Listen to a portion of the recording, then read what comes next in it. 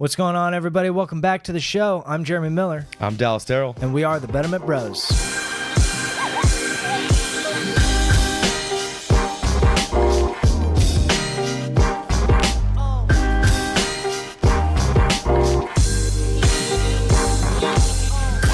All right, everybody, welcome back to the show. Thank you so much for stopping by on this wonderful Friday. We're going to start with a check-in. Dal, you want to go first, man? Yeah, I'll go first, All dude. right, dude. Why not? Fire it up with your check-in. Dude, super simple check-in this week for me, guys. Been seeing a lot of stuff about gratitude. It's pretty much everywhere when you look for it. A lot of like Instagram videos, the power of gratitude. Is this close enough? Yeah, you're good, dude.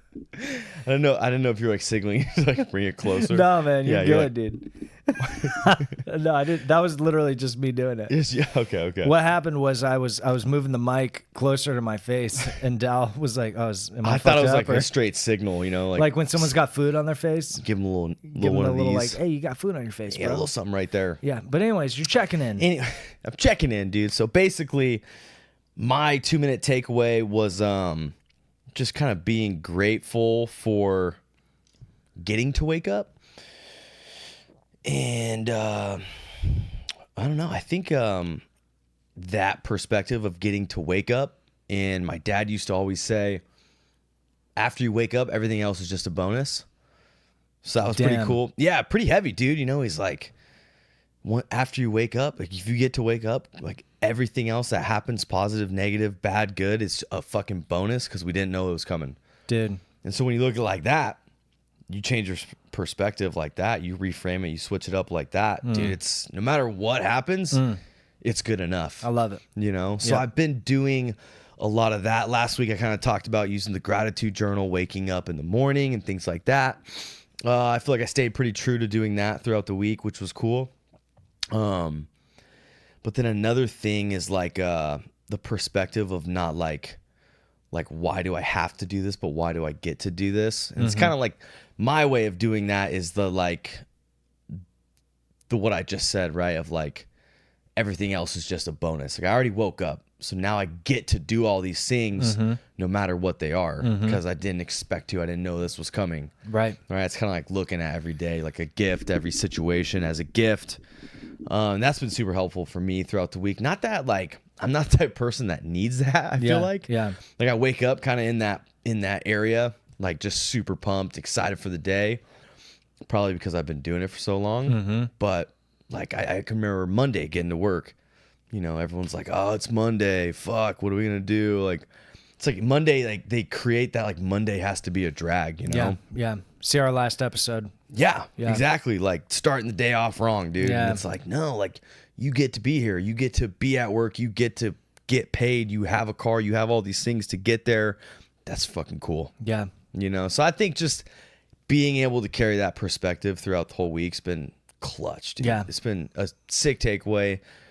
And I've been able to carry that momentum throughout the day, dude. That's awesome. You know, so I think that's my 2-minute takeaway. It doesn't have to be super crazy. Just kind of a simple one. Just starting the day off with a super gnarly perspective of like, this is fucking cool. I love that. I'm ready for whatever. Yeah, I love that. And I want to take this opportunity to kind of insert a little plug here. Plug it in. But as you guys know, if you've been listening to us for a little while, we're really big on gratitude. I have seen personally, like through my years of counseling, I've seen gratitude journals change people's lives. Yeah. Literally. Like there's no bullshit, guys. No, it's the truth. And I'm really excited. We're working on a project right now because a gratitude journal, just a blank piece of paper is really all you need. But why not reinvent the wheel? Yeah, we've identified a few ways clinically that we took that concept to the next level. And so Dallas and I are kind of working on a little project in the background that we're going to launch for you guys pretty soon. We're going to have our own, our take, the Betterment Bros interpretation of a gratitude journal. We're going to have them on Amazon and stuff like that. I'm really excited for this project. Me too, man. We really want to get these to you guys. It's going to be super cool. But that's something we're working on in the background. It's going to take us a little while to kind of finalize all the little kinks here because we want it to be perfect. But I'm super excited. I am too, dude. Yeah. And we'll have a group of accountability, which will be huge. Yeah, it's going to be big. People tend to start those things, and then it fades off. It's like one of those things that fades off so much. It does, dude. And yeah, I was grateful for 3 days, and then I wasn't for another like 6 months. Right. And we've got some ideas built into this concept to make it really easy to commit every day. And not just with a blank slate. We're going to kind of have little prompts for you guys and stuff. It's going to be really cool. It's going to be legit. Stay posted. Yeah, so, stay posted. We're going to come at you guys in a couple weeks with some more details. But just know that we're working on that in the background, and we're super excited to bring it to you guys. Yes, we are. That being said, my 2-minute takeaway is I got to go to Comic-Con over the weekend. For the audience members who don't know this somehow, I'm about as nerdy as it gets. I live for this kind of stuff. And, my takeaway is that usually when Sunday ends, right, the last day of Comic-Con, and I drive home. Dark day for Jeremy Miller. I get depressed. Dark day. Yeah. And I always get depressed because I'm like, man, like I'm such a good public speaker. I love public speaking so much. And I'm like, I need to be like part of these events and like part of this culture and the scene. And like, that should be my full-time job, like I watch these moderators and I'm like, moderating the panels with all the celebs and stuff. Yeah. And I'm like, man, not to disparage, but it's like, you can do a better job. I know I could do it better, dude. Yeah. And, so I usually leave Comic-Con like super depressed. And this time was no different, dude. I'm driving home. I'm all depressed. And then I just kind of like challenged myself for my daily betterment to hit a little reframe. And in that reframe, what I found was that I get depressed because I want my reality to encompass more things like that, more media, more movies. I run a movie podcast and a YouTube channel and stuff, but I'm like, I want more. Mm-hmm. And the reframe was, okay, well, for the last 5 years, you've gone to Comic-Con. And for the last 5 years, you drive home and get depressed. And for the last 5 years, you haven't done dick about it. Oh, right? Damn. And that was called yourself out hard. I called it out, dude, big, in a big way. And so the reframe, Sunday night and all throughout Monday was like, dude, if that's what you want, go get it, son. Go get it, son. And so I spent like a lot of time because I took Monday off too. For the depression. And and I had like some work stuff and whatever, but I took that time to really like figure out, okay, if you want to be part of that, you've got to create that because no one's going to come and just put it in your pocket. Totally. And so I kind of like took a little clarity break, which we'll do an episode on what a clarity break is. Yeah. Sick tool. Yeah. We'll put that on the resource page. We'll type a little ebook up for you guys. Yeah. On a clarity break. But I took a little clarity break and all these ideas flew to my head, dude. So mark my words, in 1 year's time, I will be marginally more involved in that industry. Sick, dude. Yeah, I'm going to create it for myself. And that was my 2-minute takeaway. Yeah. I looked myself in the mirror and I was like, oh, you fucking sad, And then I'm like, why am I so bummed? And it's like, oh, because I haven't done anything. Mm-hmm. So now it's time to do something. Dude, it's time to do. That's my takeaway. That's cool. But also, sick takeaway. But also, you were marginally more involved this year than you were last year, too. That's a good point. So it doesn't have to be a loss. Yes, it was not a loss. I felt, because I'm running that movie podcast, we were out there doing marketing, having a blast, dude. Like, last year you weren't doing that stuff? No, we didn't do anything. Last year, you're just a consumer. Yes. That's cool. Yeah, so we're getting there. Yeah, you're getting there, dude. Yeah, man. Sick takeaway. Thanks, bro. Yeah, absolutely. Yeah, it felt good. Felt good. In the moment, it felt pretty bad. Yeah, because I had to call myself out on my own shit. You had to find a silver lining ASAP. Yeah, because I was like, oh man, the truth hurts. Yeah, this isn't going to get better if I don't fix it now. Exactly. And that's my daily betterment and my 2-minute takeaway, dude. There you go. Boom. That's it. So practice what you preach. That's it, man. I had to.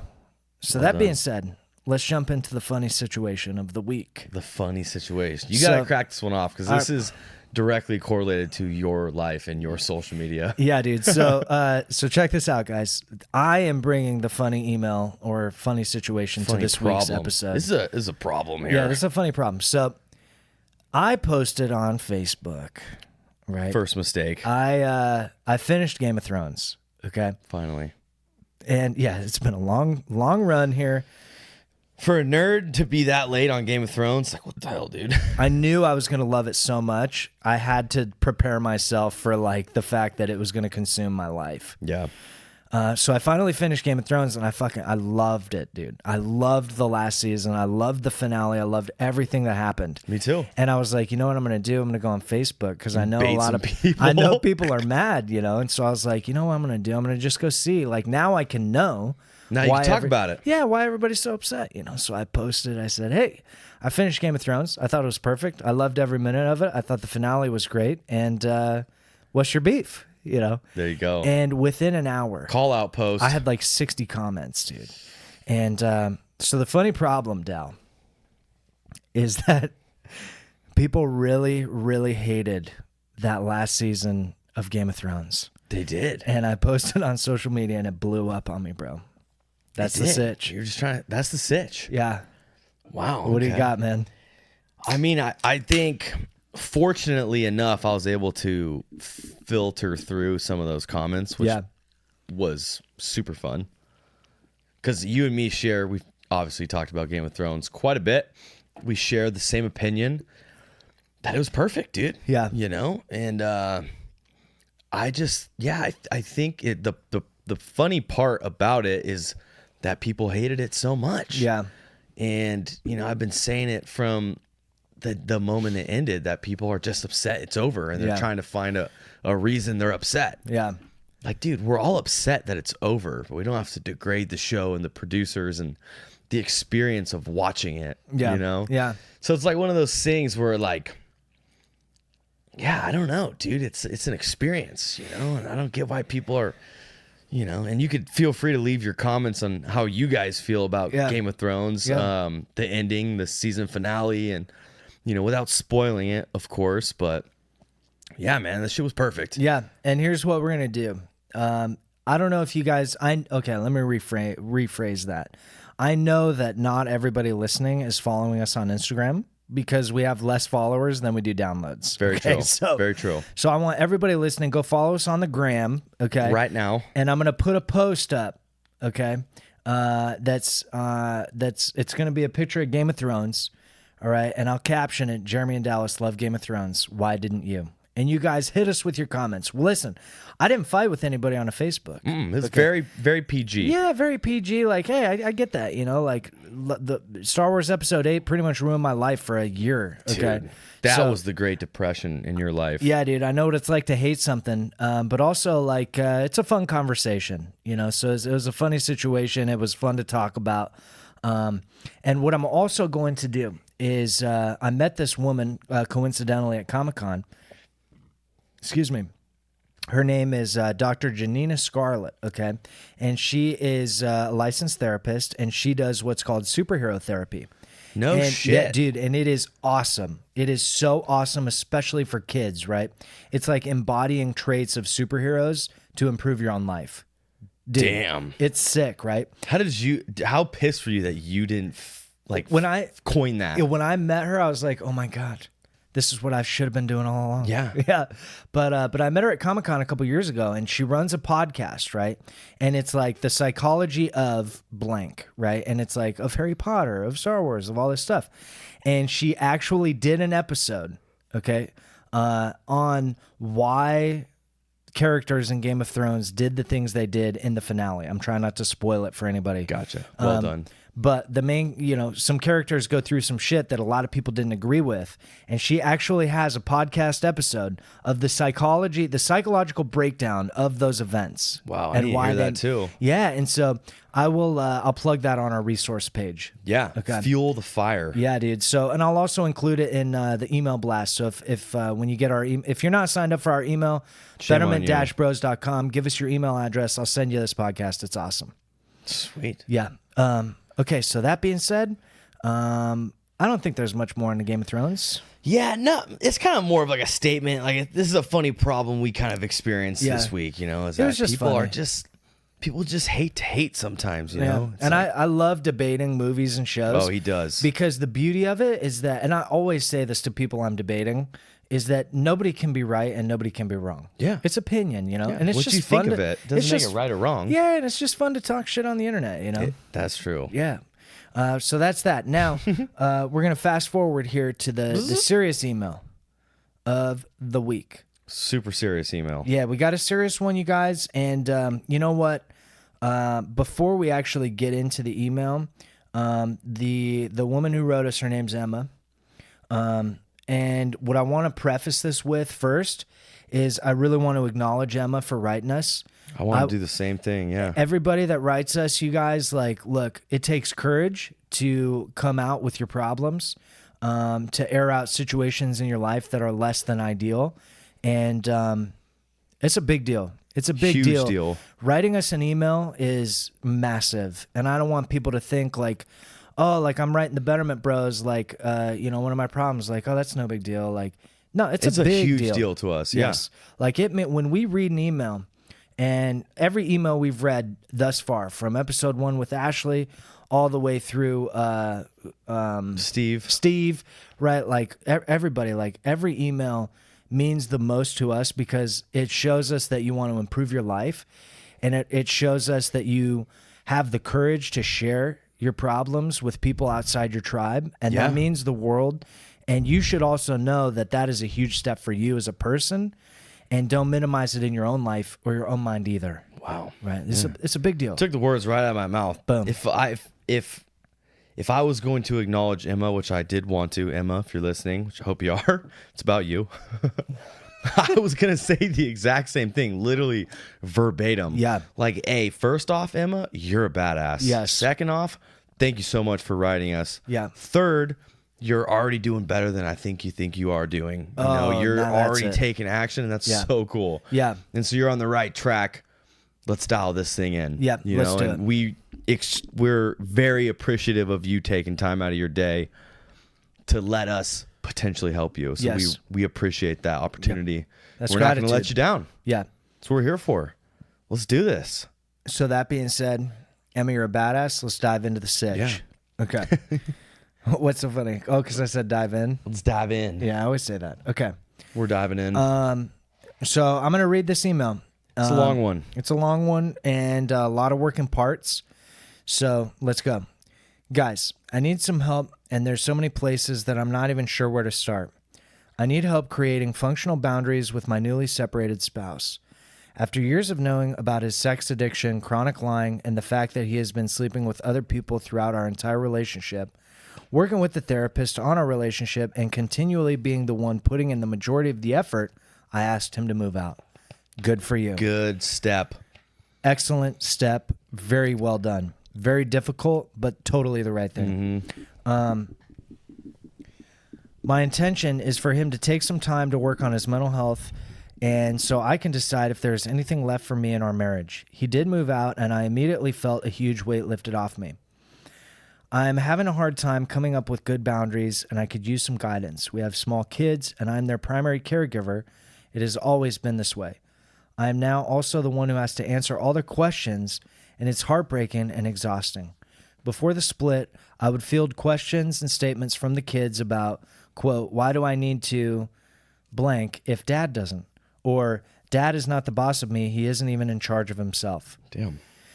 These seemed easier to talk about than our current situation. For example, my littler one said to my slightly older one, after he asked a handful of why questions about where their dad is and why he isn't sleeping in our home, the littler one said, Dad isn't around because he doesn't want to hang out with us. Ooh, that's heavy.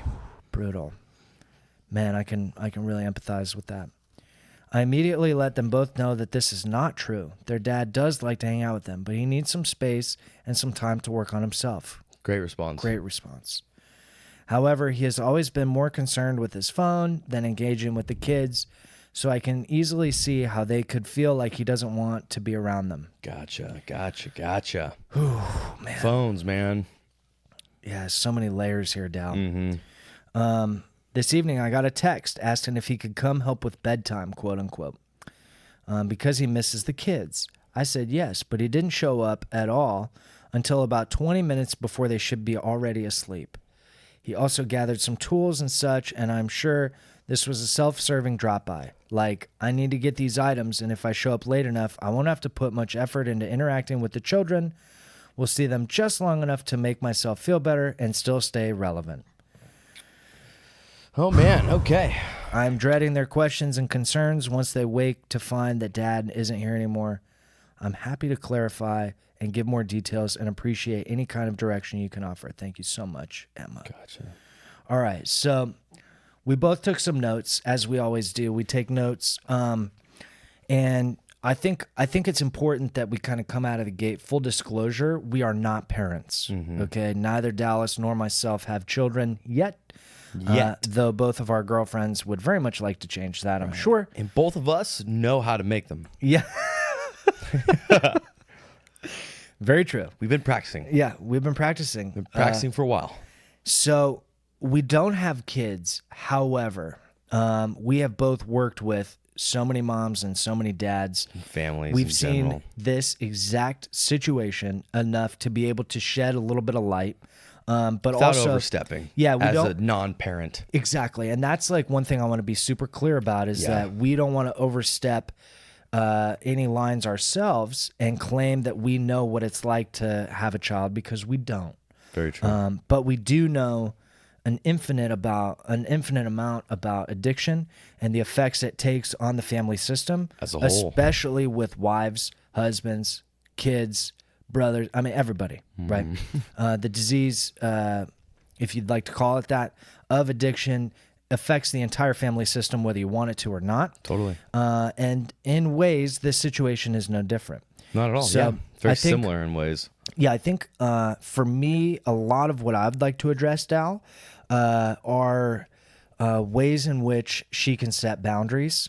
Yeah. Ways in which she can work through this very difficult time herself. Right, yeah. And ways to reframe situations for the kids.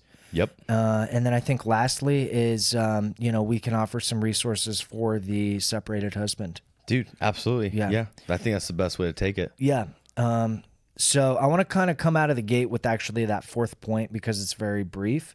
But in my professional line of work, it is literally my job to go around the country and vet programs for all types of addiction, whether it be gambling, sex, porn, drugs, alcohol, eating disorders, pretty much any of those addiction/mental health issues that people come across.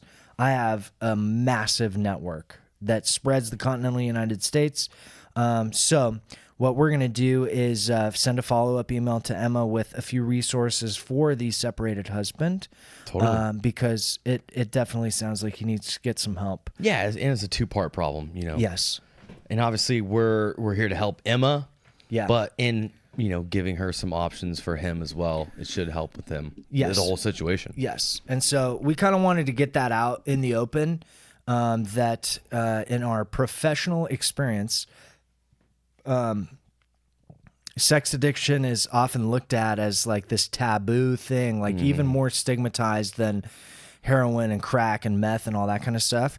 But when you look at addiction and what it really is, it is a coping strategy for inabilities to deal with unresolved trauma, life difficulties, emotional difficulties, and things like that. Totally. It's a solution to a problem. Exactly. Yeah. And so if we could help him get to the root of those things, I think it would be monumental for the entire family, especially the kids. Absolutely. Yeah. So, Emma, we're going to go ahead and send you a bunch of those resources. And, the process itself can be very daunting, but we are more than happy to help with finding placement and help you walk you through it if you need. Yeah, navigating the space. Yeah.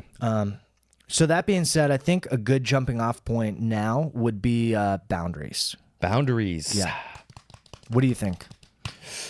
As far as the boundaries go, yeah. I mean, I think my initial thought is for her to already have asked him to leave the house. Yeah. That's a huge, let's have a big conversation type of moment. Yes. So I don't think we really need to go over, I mean, I guess unless it went like terribly bad and she left out of the email and, yeah. it was like, hey, like also how can I have a hard conversation too? But it sounds like she is familiar with setting boundaries or doing things that are difficult because it must be done. Right. Right. Whether for her own mental state or the children. So kudos to you for being able to do that. I think that's the first step, is kind of creating some space for you to, like you said, figure out if you want to like move forward or to see if you even have it in you to keep trying. Yeah. So I think that's a big question for her to answer, and maybe we can help her navigate that. But as far as boundaries go, it seems like there needs to be boundaries on when he comes over. Yep. Seems like there needs to be boundaries. Let's see. I don't want to speak for her, but I know she said she needed help with setting boundaries. Yes. Right. So those boundaries weren't mentioned, but definitely him coming over for his tools and like disrupting the pattern of sleep with the kids, and then, you know, all that type of stuff. Yeah. There definitely needs to be like a, hey dad, or hey husband, you come over at this time. You can't come over at this time. You and me meet up and talk away from the kids at this time. There's definitely got to be some scheduling set, almost not even boundaries, but like a schedule type of thing. Yeah. Like do's and don'ts. Yeah. Which I can't answer for her. Yeah. You know, but I think that's a good thing to think about is, you know, what are the things you need and what are the things you don't need? When do you need him to be there? When do you need him not to be there? Right. And as a good kind of platform on where to start. Yeah. I agree. Can I jump in on that? Yeah, jump on in, dude. I think that the path of boundaries has already been started. Absolutely. Asking him to leave is absolutely the best thing that you could have done. Mm-hmm. And, you know, Dal gave you kudos. I'm going to give you kudos. Listen, that is about the hardest thing you can do. I really think that. And the fact that you did that is like the hardest part is done. Right. Totally. And so really validate yourself for that, because that matters. Mm-hmm. And she did it for the right reasons. Exactly. So you can work on your mental health. Yes. So I can have some space. Yeah. Yeah. Not out of spite, not a fuck you. Not. And so that he can work on his shit too. Totally. That's huge. Compassion, dude. Yeah. I love it. Yeah. Now on the boundaries note, I also think, you know, a big part of that is like what Dallas was saying with, scheduling times, right? Mm-hmm. You know, with him visiting, I think the worst thing that could happen is exactly the scenario we read in the email. Yeah. Where it's a random thing, it's self-serving, and that behavior is the kind of shit that really confuses the kids, right? Absolutely. And so the boundary is like, I think the first and foremost biggest point is that it is okay to say no, right? And the boundary goes something like this: hey, you want to see the kids so that you can put them to bed? Okay, you get to do that these days of the week, but if you're not here at 6 p.m. to start the bedtime process, you miss the window. Yep. Right? You're either here at 6 or you're not here at all, right? Because then the kids and Emma and the husband, they get to snap into a routine to where even though this abnormal situation is happening, the times become normal. Yeah, and it starts to feel normal. Exactly. They become regular. Oh, it's Wednesday at 6. Like Dad's going to, you know, it's Wednesday at 5:30. Soon Dad's going to be here to put us to bed. Mm-hmm. And then Dad shows up at 6 and puts them to bed. Okay, good. Because the last thing these kids need is more random situations, more confusion in the situation. So the boundary for me would be setting and establishing set times and days that bedtime is going to be a thing. Totally. Right. I also think that it is wise for those things to be very controlled, meaning, Emma, you should be there too, always, right? Especially if we're dealing with addiction, even sex addiction, there can be negative impact on the kids. And so I think it's good to say, hey, you're here at these times on these days, right? Or not at all. Right. And it's okay to be firm in that boundary, because without that firmness, without that rigid schedule, it will allow for this bad behavior to continue to happen. Yeah. And until something snaps in that's firm and solid, it will continue. It'll continue every time. Yeah. So that's kind of my take on the boundaries, at least for the bedtime situation. Absolutely. Yeah. And there's obviously, you know, we can only work with what we have, you know, through the email and stuff. I mean, I'm sure there's more boundaries and things like that too. Sure. I think another one would be, come home when the kids aren't here. Yeah. Look through the house, take as much time as you need to come get some stuff. Yeah, dude. So I don't feel like an asshole for saying like, hey, you can't come get your MacBook tonight. Right. You know, if it's, you know, something for his livelihood or it's something for his job or career, it supports the family, and it's like this situation, you know, where he can't come over and disrupt like the normalcy Yeah. for the children. Yeah. You know. So I would say, if that's something that's unresolved too, have a scheduled time where he can come and get all the things that he needs. Right. So it doesn't come up again as this random thing, and then when he does want to come in and tuck the kids in, it's already figured out. It's a normal thing. Yeah, it's a normal thing. And I think, as long as, not as long, along the lines of the boundaries go too, it's like, make sure when you're setting the boundaries, they're for you, right? And they're boundaries that you can control. It's hard to set boundaries that say you don't do this. It's right. I would appreciate it if this didn't happen. Like, yes. I feel that this isn't helpful. Right. I need this to happen for the kids. I need that for me. Right. Instead of just like, you can't come, you can't do this, right? Because it's hard to tell people what to do. Right? Yeah, and I think that you can't just tell people what to do. People hate that. And I think that's a really, really good point. And just to add a little bit of pepper on that steak, I would say, in addition to, we can tell through the email and, through the context of the situation that Emma is a very compassionate person. Absolutely. Right. And I have to applaud that, because where a lot of people go wrong in a difficult situation is lack of compassion, because they're consumed by anger, resentment, these other flows that don't produce results, right? I've had people who, if they leave the program Dallas and I work at, it almost means certain death. Yes. And it is very easy. And I'm the only person between them and the fucking door, right? And it is very hard to not be mad, because you're like the angry dad, right? Mm-hmm. Who they're mad because they're being protective. Right. Right. It is and very they don't see it. No. You can't force someone to see something. No, exactly. I cannot get mad you want to. at that person because the minute I get mad, the minute they're mad, and anger promotes really bad decision making. Yeah. Right. And so I have to agree with Dallas that compassion, it does not equal weakness. Mm-hmm. And I think that's very important.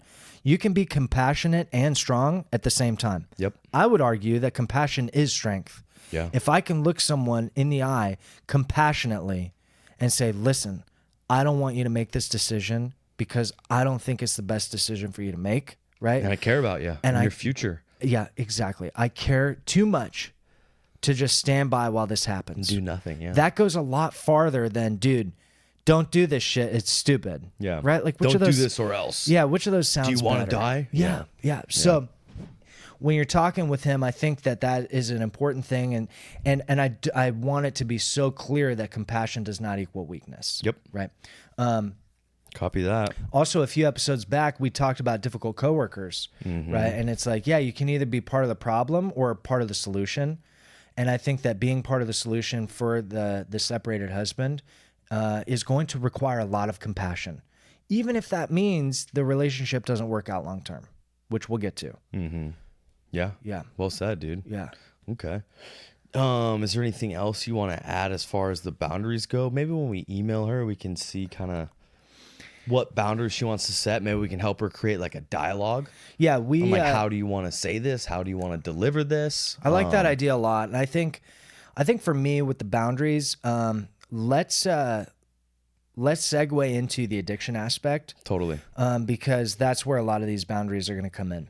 So when we're looking at addiction, right, there's so many factors involved, especially when you've got kids in the home, separated, all these kind of things. But for me, in this exact situation with Emma, what I'd like to kind of shine light on and just kind of see where it lands with you, Dal, is there needs to be boundaries set not only for her and the kids, but for himself, okay?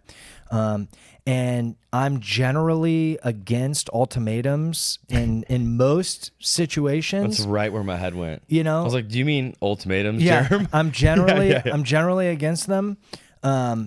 However, I do think that sometimes they are appropriate. Totally. And so I think, you know, we could look at whether or not the relationship is salvageable. We could advise you on the relationship aspect of this, but I think honestly that'd be a whole another episode. I think for this, if we were to look at it from the perspective of, okay, Emma wants to do what she can to see if the relationship is salvageable. Yeah. That will undoubtedly require that husband does his own work. Yeah. Right? Improvements. And for sure. part of the boundaries she sets should include work for himself, not just for the kids, right? So or work for himself for him or for her, to get her back. Exactly. Like genuine wanting to get better. Yes. Right. And so the way I see it is, it's kind of like this. If you want to come put the kids to bed, if you want to, potentially save this relationship, then I need you to do your own work. And that means going to meetings. That means, pursuing an outpatient or going to treatment. Seeing a therapist. Yes, seeing a therapist. Multiple times a week or something like that. It's going, and it cannot be things that he's already done or things that he's already doing. Exactly. This has got to be stuff that he is not doing currently. And I think those boundaries can and should be very firm. Right? Like there's got to be improvement there has to be. And that will allow you, Emma, to gauge whether or not you see him investing himself into the future of this relationship.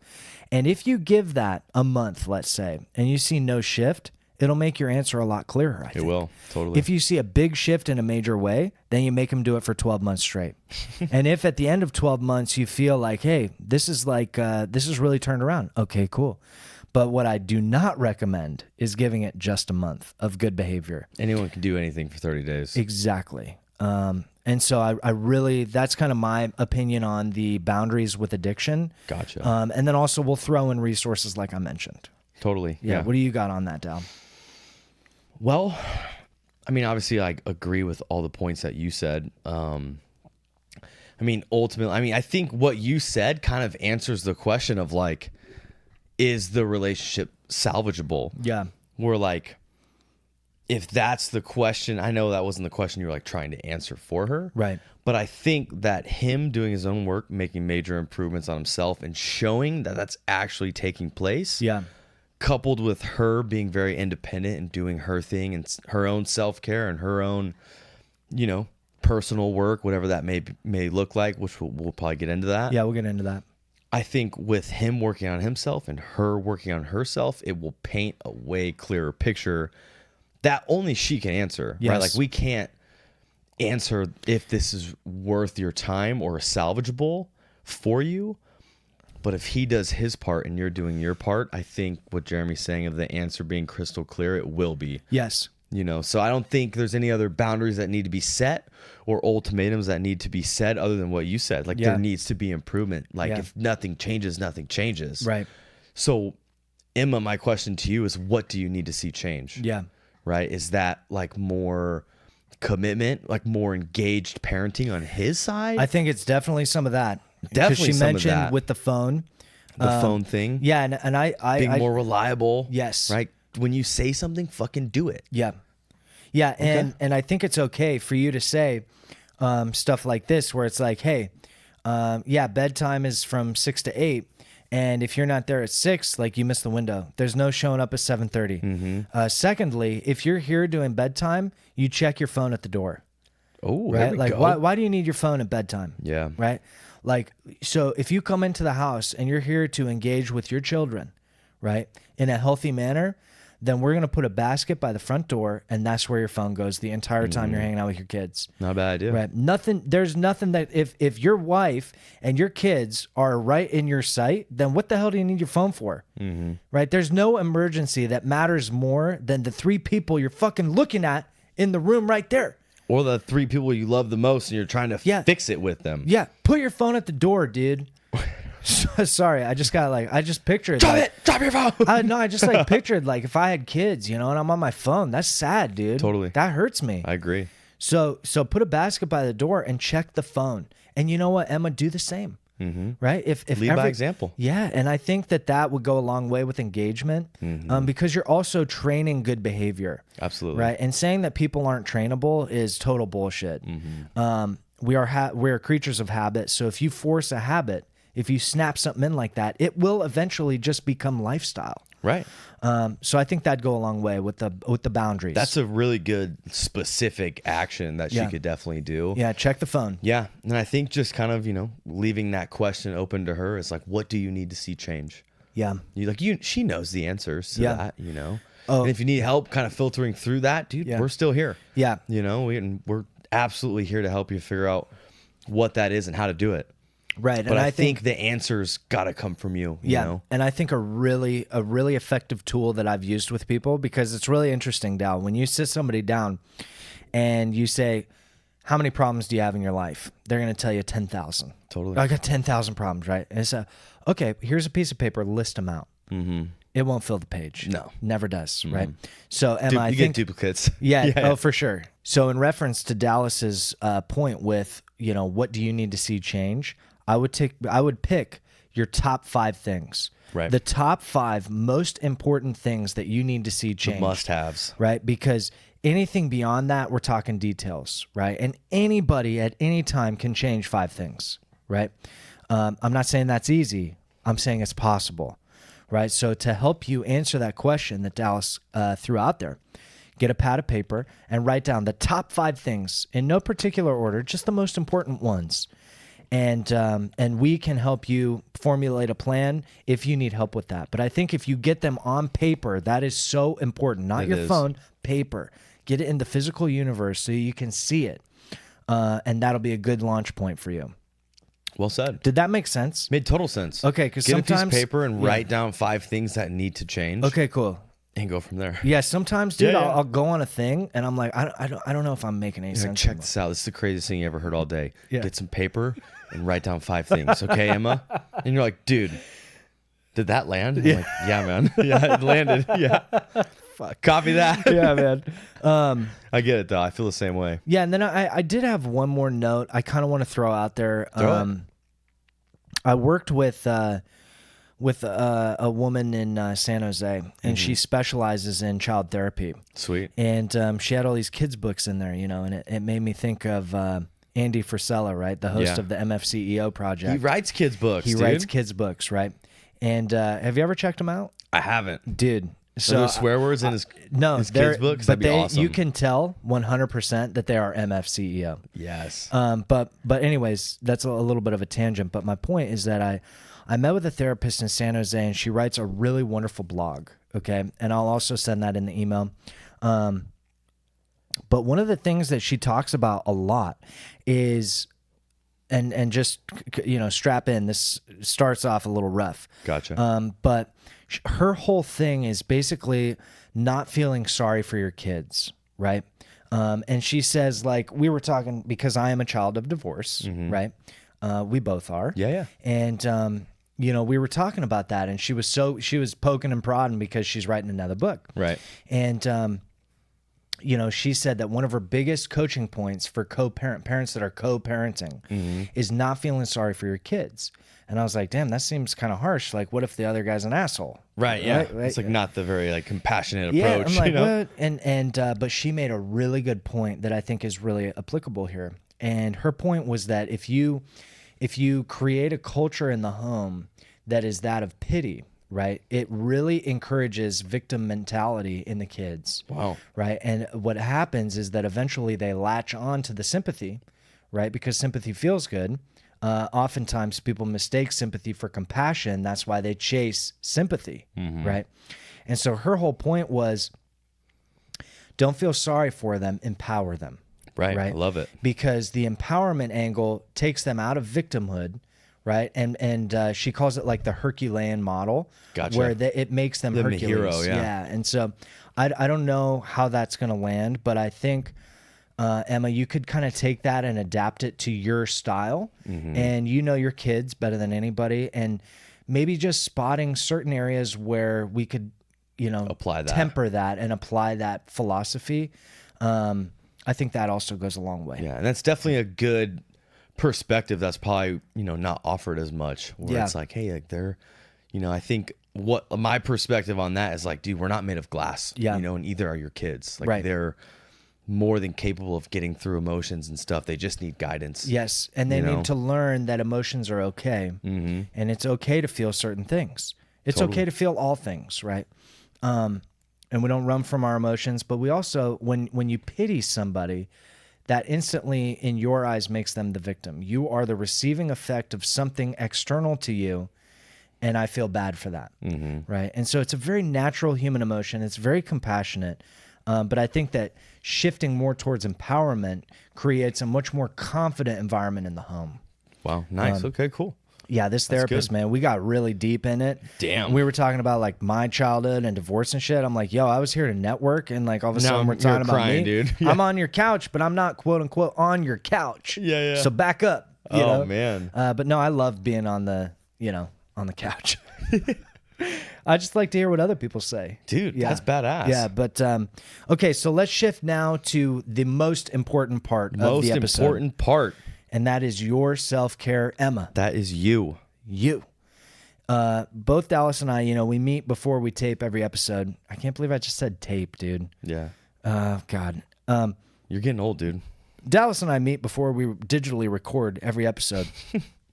And the biggest commonality we had for this particular email was the importance of your self-care. So often in treatment, what we see is, we see especially with the moms, right, is we see, well, my kids come first. Yes. Right. My kids come first. They come before anything, even me. And that is a very difficult emotion for us because A, we're not moms, and B, we don't have kids. But what I will say about it is that when the plane's going down, you put your mask on first so that you can then provide for your kids, right? And I didn't get the sense from Emma that she has that mixed up in any way. Me neither. But I think that's kind of what brought us to the importance of your self-care.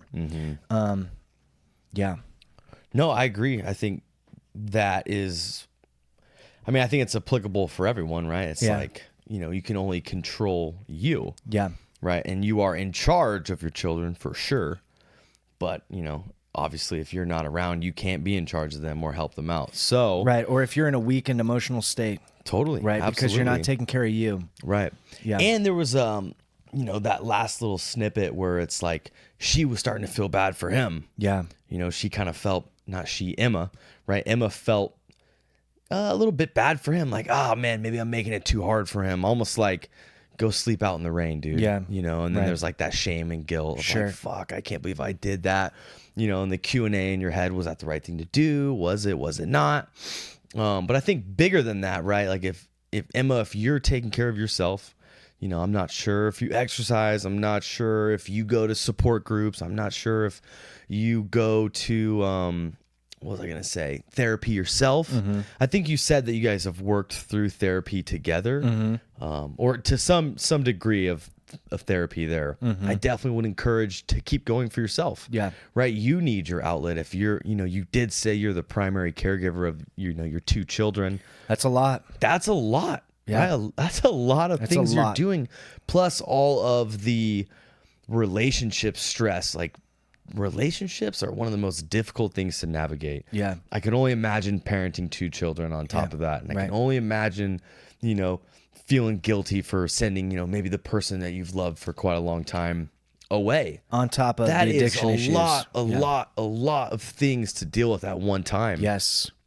And so the fact that you're doing it so gracefully, kudos to you. Amen. But at some point, make sure that you are checking in with you so that you can be there to salvage the relationship. You can be there to empower your children. Yep. And you can be there to like wear your own oxygen mask. Yep. And make all these things come true and happen. Yep. So it's not really like a, I don't know.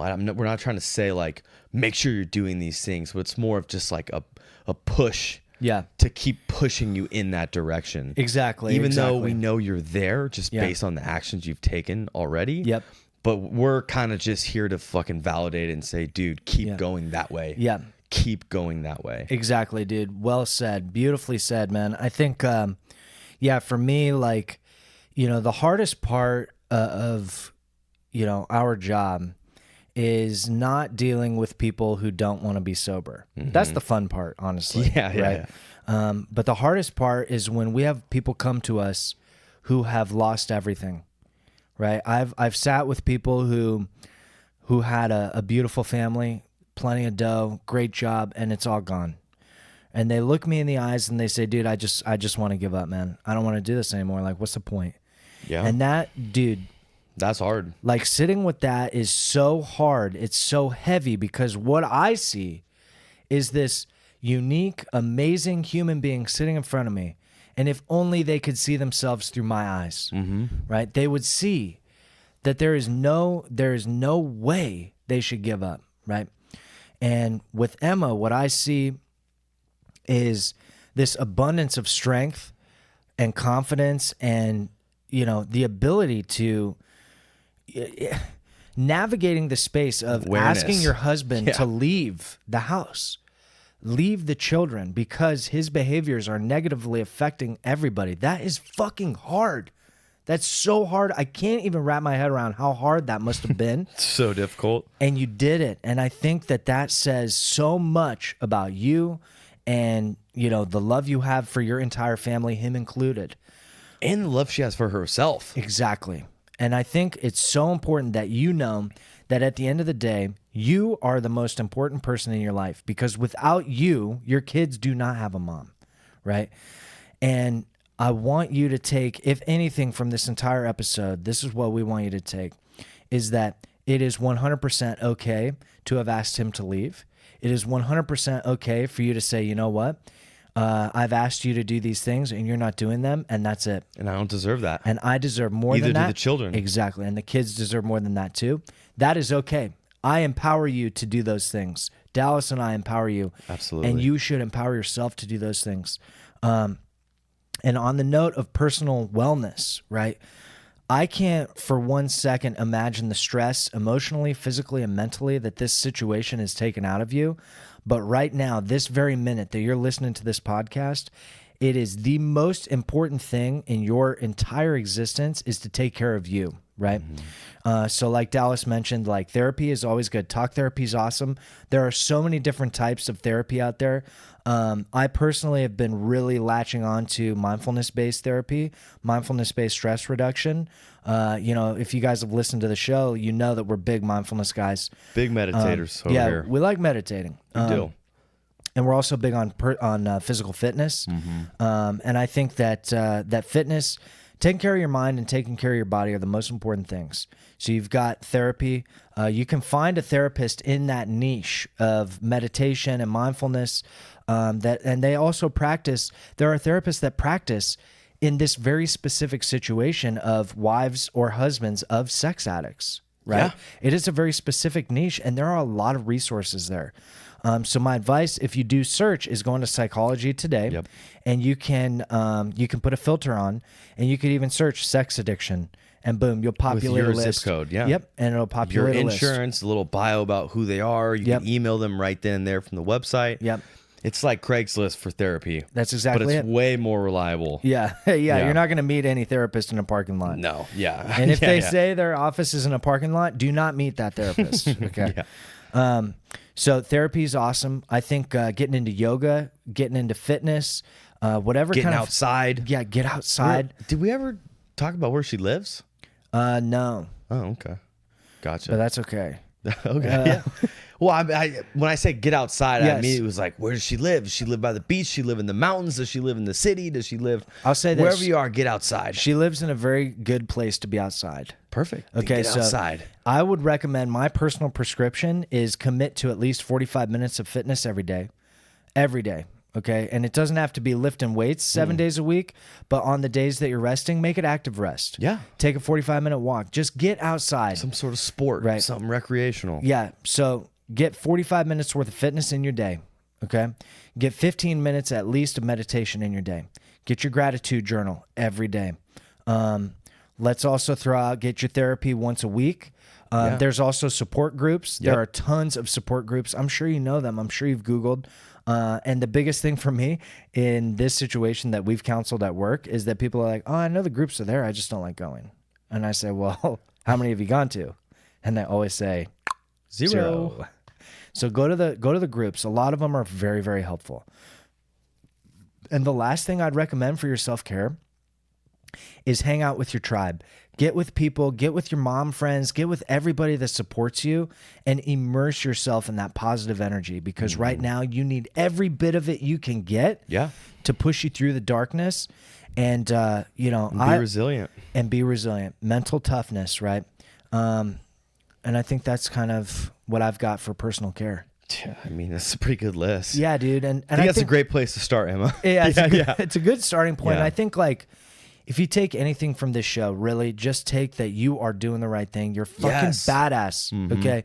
And we applaud you so much for being willing to write us, first of all, and more importantly, for taking these actions in your personal life with this relationship and all this shit. Absolutely. It's huge. Totally it's huge. So if your head hits the pillow and you're like, damn, dude, like, I'm not doing the right thing, or like, I could do better, or this is all my fault. Listen, acknowledge those thoughts and let them pass, and know that deep down you're a fucking great person. You're a great mom. You're a great wife. Most people would have ducked out years ago, and you're still there, and that says something about you and your character. And I want you to know firsthand from us here at the show, we think you're the fucking shit. Right? Yeah, like, we do. Dude, we're super excited about this. Yeah, it's cool. We think you're doing the right thing. We know you are. Yeah. And so if there's any more ways that we could support you through this, let us know. We're more than happy to. We've got a lot of resources to plug on the page. Yeah, we keep doing that to ourselves. I know, dude. But we're building it out, and it's cool. Super true. It's kind of cool to look back and see all the different resources. Yeah. There's just a little something for everybody. You know? Yeah, it's fun. We all need help. We all got problems. We all need something. Us included. Us included. Absolutely. Yeah. Yeah. But that being said, also, you know, to the audience at home, if you're in a similar boat to Emma, let us know, because every situation's different, even when they sound similar and everything, but hit us with your stuff and let us help you out. There's a lot of commonality, and sometimes just talking about it's good. Yeah. Sometimes just taking a step to be productive is all you need. That's all you need, yeah. And I also want to send a gentle reminder, if you're not on our email list, we're going to start sending our weekly emails, and that's going to include things like the Game of Thrones podcast. It's going to include like our weekly blogs, like episode recaps and stuff like that. So we're not going to spam you. We're not going to try and fucking, send you a bunch of nonsense. Just want to help. Yeah, we're just going to send what we find to be helpful that week, based typically on the episode that we do. Yeah. So follow us on the gram, like our page on Facebook. If you got value out of this show, tell a buddy, write a review, leave a rating, whatever you feel like you can do to kind of pay it forward to us. That'd be dope. Yeah. Sign up for the email, all that kind of stuff. We want to keep you guys informed. And last but not least, the August Betterment month. It's still happening. It's still going. It's still August. We got a little bit more than a week left. Yeah. 10 days, 11 days? Yeah, and then we're going to pick a winner. We've had some people hashtagging, dude. We have. Yeah. Thank you for your support. Thanks for showing up for yourself. Yeah. Way to show up for you.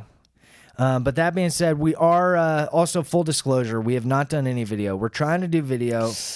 I've been having kind of hard. I've been having some problems with the video rig that we got, but we're going to get it set up soon.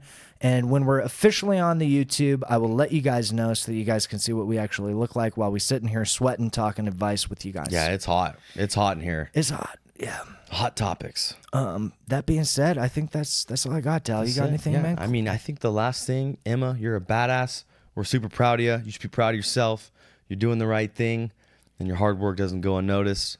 And it's so nice to hear there's still good people out there in the world like you. That's the truth. Thanks for trusting in us. And dude, for the audience, tag us, dude. Yeah. Reach out to us if you want to, DM us some problems. If you want to message us some problems, we're here. Whatever's easiest for you guys. We are gonna be here. Yep. Daily Betterment, 2-minute takeaway. Stay grateful. Don't be those people that do the gratitude journal for 2 days and then it doesn't work. Yeah. Yeah, no, do it. Yeah. Do it every day. You can't lose weight from 2 workouts, right? And you can't learn how to be grateful for 2 journal entries. Yeah. So, oh man, continued action, guys. Yeah. Come on now. What an analogy, dude. Yeah. That's great. Yeah, so for to find that resource page, find us on the web. We're www.betterment-bros.com. If you want to email us a situation, funny or serious, that's bettermentbros@gmail.com. No dash in that, guys. Like Dal said, you could DM us on Instagram. You could DM us on Facebook if that's more convenient. Also, make sure you're hashtagging Daily Betterment, hashtagging 2-Minute Takeaway. The hashtag 2-Minute Takeaway is literally any time, any day that you have something you want to reflect on and you just feel like sharing it, hashtag it. We're going to hashtag that shit until the end of the time. Yeah, seriously. End of the whatever. I'm running out of juice. End of time. Yeah, that works. Until the end of time. Whereas Daily Betterment is the August theme. It is. So September is going to be juicy too, so stay tuned. We got some good shit for September. We do. And I guess lastly, we'll keep you guys posted on the project we're working on with Gratitude. Yeah, I'm super excited. I am too. And I think our audience is really going to love it. So that'll be cool. Otherwise, thank you guys for stopping by. We really appreciate you listening. All the reviews have been awesome. So, like, people are Facebooking reviews. Like, dude, you guys are the best. It feels incredible. Yeah. So we are very, very humble, very grateful. And that being said, Emma, good luck. Stay in touch with us. We're going to write you a couple of things, and we'll see y'all next week. That's it. I'm Jeremy Miller. I'm Dallas Terrell. Have a good one, guys. Boom.